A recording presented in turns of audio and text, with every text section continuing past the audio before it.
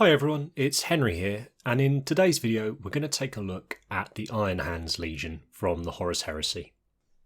I really love the scheme that the team at Forge World came up with for the Iron Hands when the Heresy first dropped.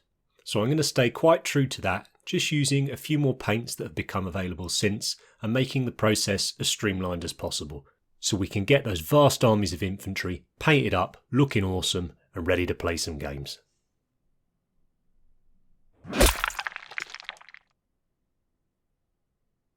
The sub-assemblies on this paint job are really simple. I've just tacked on the bolter arm here, so if I need to get to the chest or the back of the gun, I can, it's easy. Everything else, glued together and primed black. Going to give the whole model a base coat of Metal Colour Series Gunmetal Grey. This is a fantastic metallic paint from Vallejo, goes through Airbrush really easy. I'm spraying at about 25 psi here, 0.4mm needle and nozzle from our Harder and Steenbeck Infinity. And to highlight this, I've mixed in Metal Colour Series Gold to that Gunmetal Grey. We're working at approximately 3 drops of the gold to 1 drop of the grey. What we're looking to try and create here is this tarnished looking steel colour. The beginnings of heat damage that would occur if you were to constantly forge metal. I'm fairly sure if you look through the Metal Colour Series range, you could probably find a ready paint out the pot that would give us a similar colour to this. But I had the gold, I had the silver, just mix it up and make what we want. And I'm focusing predominantly on where the highlights would be, so towards the top of the model and towards where the light's coming from, but it's not hugely important. We just want to cover a good 60-70%. Over this slightly tarnished looking steel, we're going to start applying small patches of purple. And for this I've used GW Druchii Violet. It's a wash that hasn't needed thinning or anything, it's just straight in the airbrush, same pressure as we were using before. And I'm slowly going to build up patches of this over the model.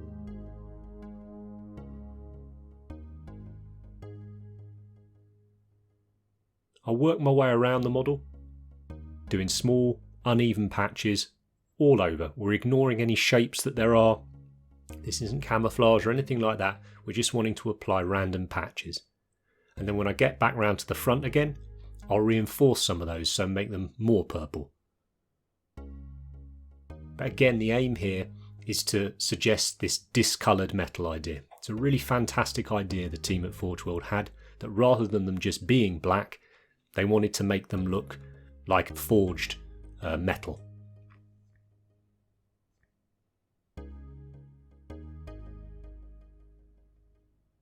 So you can see by the time we get around the front, we've actually taken an awful lot of that shine off that we had from that slightly yellowed steel colour.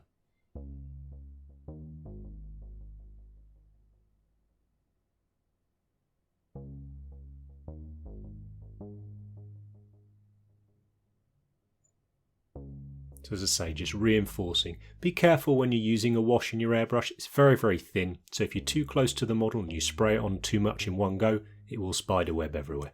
So take your time. I'm going to make sure I show you the entirety of the armour painting process for this Iron Hands model, because unlike some of the other simpler schemes, I often see people struggling to replicate this scheme, and they end up with this rather blotchy, overly bright, purple and green and silver looking model. And that's not the intention. So I'll go through exactly how it works from start to finish so you can see how much of each paint you really need to be applying proportionally to the others. Our next paint is a green one. This is GW Ork Flesh Contrast paint. And I've thinned this 50-50 with life colour thinner. Whatever airbrush thinner you've got will be fine. And this is a lot stronger than the purple paint. So it's very important we apply it in thin layers. We let it dry and then we readjust it if we need to. And that might mean applying more green over the area to make it stronger, or it might mean going back in with our purple wash in a minute to just knock it back a little. But here I'm looking to hit some of the areas that I haven't hit with the purple, but also cross over into some of the areas that I have. Probably a little bit strong on his chest there, so I'll go back and adjust that with some purple in a bit. But you can see we're starting to get that heat tarnished metal look. And all the time the model's getting darker and darker.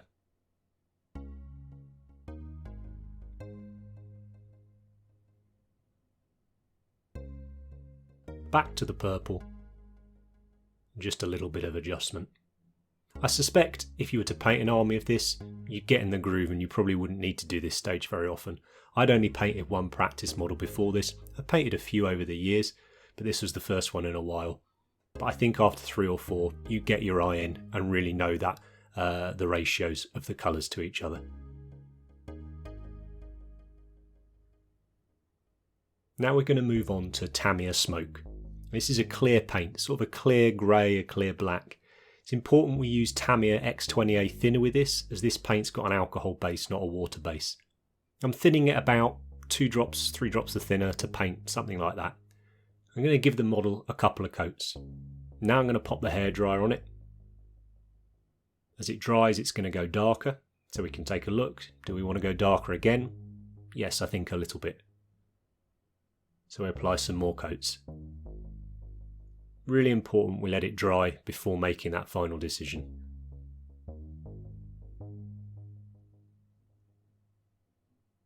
Back under the hairdryer.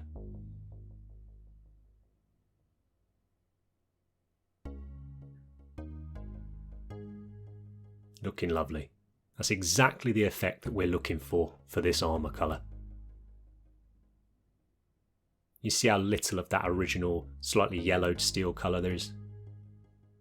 Over the whole model, a couple of coats of gloss varnish. I'm using polyurethane by Vallejo. Use whatever you've got, it's just to break the surface tension. And to be honest, the Tamiya Smoke's really glossy anyway, so you could probably get away without it.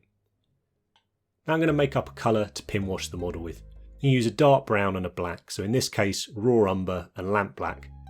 I'm using a good quality artist grade oil paint, Winsor Newton artist oil colour, and I'm thinning that down with Winsor Newton Sansador thinner. It's just an odourless mineral spirit, again artist grade.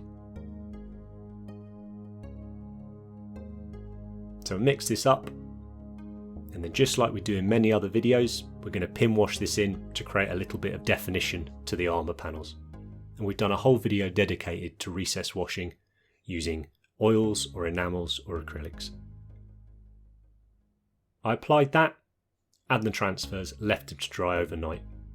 And now I'm going to give the whole model a couple of coats of Ammo by MIG satin varnish.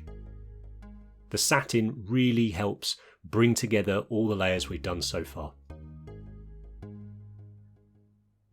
Now for all the steel trim, I'm going to base coat it using Games Workshop Iron Warriors. I'm trying to keep all of my metals and all of my colours really on this model as sort of dirty and dingy as possible. This idea that they weren't interested in how pretty they were looking. You know, they were a very utilitarian, functional legion. So we want to reflect that in everything that we do in the paint job. Just because it's a simple paint job doesn't mean that we're not putting plenty of thought into it. Now for the black areas on the model, so the piping, the bolt gun, things like that, base coated them in Vallejo Model Colour Black, and I'm just going to give them a quick highlight with Vallejo Model Colour Dark Grey. There's so little of them on the model, I think it's worth taking that little bit of extra time to give them a highlight. On busier models where I've got a lot more to do, sometimes I just do a brown wash straight over the Model Colour Black. Now for the eye lenses on these guys, the resin heads for the iron hands are quite an old kit from Forge World, and they don't really have lenses, they've just got these recesses on the eyes. But I thought I'd have a go at it because I thought it was useful to give you guys the recipe that I would use. I know a lot of people will ask for it. So we started with a dark blue. I used in this case P3 Exile Blue. Then I'm going to highlight that using Games Workshop Sotek Green. You're probably not going to see anything on this video until the end. Then we highlight that with P3 Arcane Blue. Again, we've just worked through 3 blues, a nice solid base colour, the main colour of the lens, and then a highlight colour. And then lastly, a little reflection dot in the corner using Vallejo Model Colour White.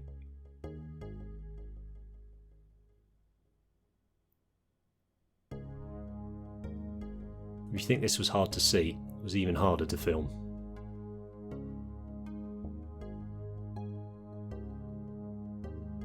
But there you go. You can see it's worthwhile.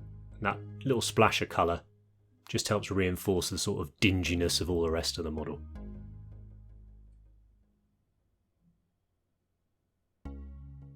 I'm going to take our oil mix from earlier and I'm going to wash this all over the metal parts of the model. The reason I'm doing this at this stage is when we pin washed earlier, that wasn't to represent dirt or grime or anything, that was just to bring definition, and I wanted the same finish on that colour as the armour. So that's why we did it earlier and then satin varnished over it. This time I'm using the wash to represent dirt and grime. So we don't mind that the finish on it is different to the metal that's underneath.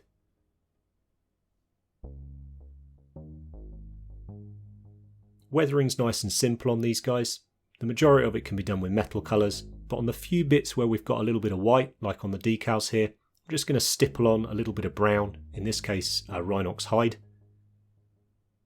just because it will show up nicely.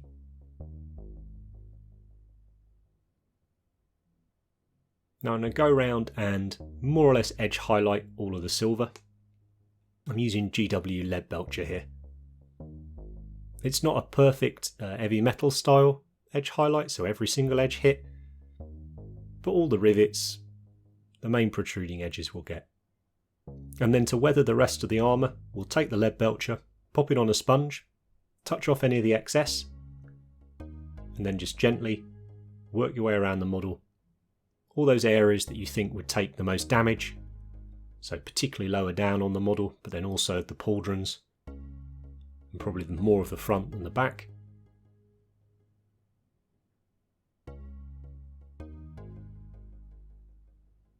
And if we want to reinforce any of that, I'm just going to stipple a little extra onto some of those edges. It's a really nice quick way of battle damaging up the black on the bolter casing as well.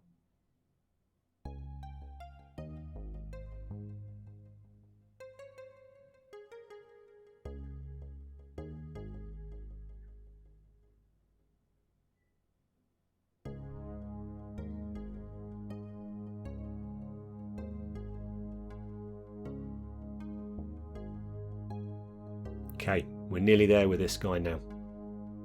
Last little bit of damage. I've taken a really bright steel colour, in this case Vallejo Model Air Steel. I'm just going to do a little bit of stippling on the silver parts of the armour, just to scratch them up a little more. It's a nice finishing touch.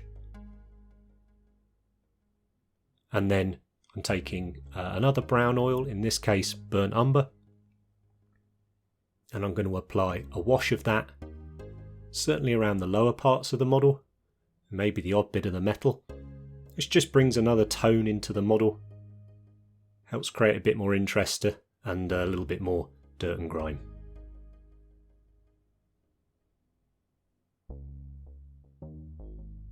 I'll use a little bit of that oil in a minute neat to create a few little oil streaks down from those bits of damage that were created on the shoulder pads. Again, we've done a whole video looking at using oil to create streaks with, and I'll link it up in the top. But effectively, a couple of little dots of the neat oil, clean my brush, and gently push against them and drag down to shape the streak.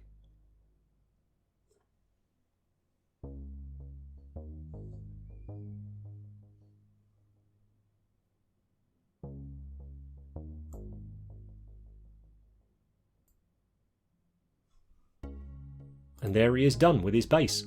I'll pop down the powders that I used in the base, but it's exactly the same technique as we use for nearly all of our YouTube videos.